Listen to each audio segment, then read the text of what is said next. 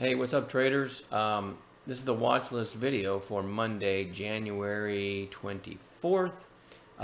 Real quick, if you guys were anyone that was in the chat room on Friday, I said I got to leave for a while. I never came back. My apologies. Honestly, what happened was I got hit with a wave of just a blistering headache and a wave of nausea. I thought I was getting hit with, I don't know, the Chinese flu or something. I don't know what it was, but I literally went and laid down for quite a while and kind of felt cruddy all weekend, but I will be working this week. So anyway, that's why I disappeared. My apologies. So anyway, here we are with the SPY, another red day. Let me bring up my small daily chart there, the SPY, because on that one I had the 200 day, which you can see now we're down like 6-7 days in a row and thought we would bounce off the 200 day, and we did intraday.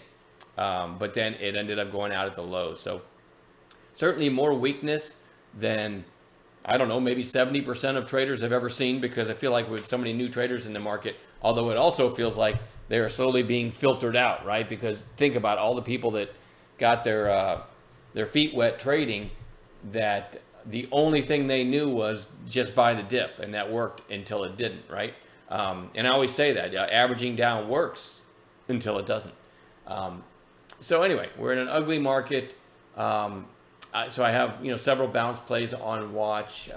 I did make an idea. I did put an idea out in the room on Peloton on Friday over the high of day. So here was the early highs of 5-minute candles, 26.67. When it broke at 26.68, it ended up going through 28.50 without ever really revisiting the entry or stopping out for sure. So I know a lot of you were saying thank you. So a lot of you made money on that. I didn't do much because, again, I got hit in the face with a shovel, and had to walk away. But that was one call that I remember from Friday. What are we watching for Monday? PIK is really, it's a recent high flyer. Ever since the volume came in, this thing's been holding up pretty well, and it's kind of near a little mini breakout area. So had great relative strength on Friday, so we're going to watch it.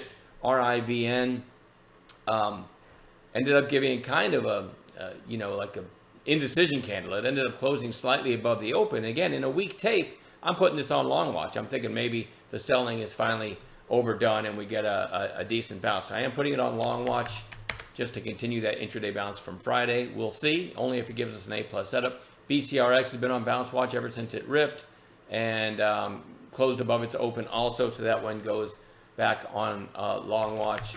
SBEV, relative strength, big mover, gap up, 2 days down, and a nice green day on an ugly day in the market. So that goes on long watch. DWAC has been so good to us, and now with the weak markets falling back down to the 8-day moving average, I'm definitely going to watch that one.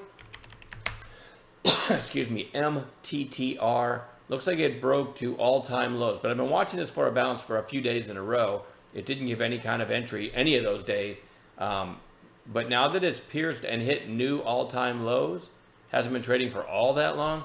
To me, that's actually when it's fallen 6 or 7 straight days in a row to do that.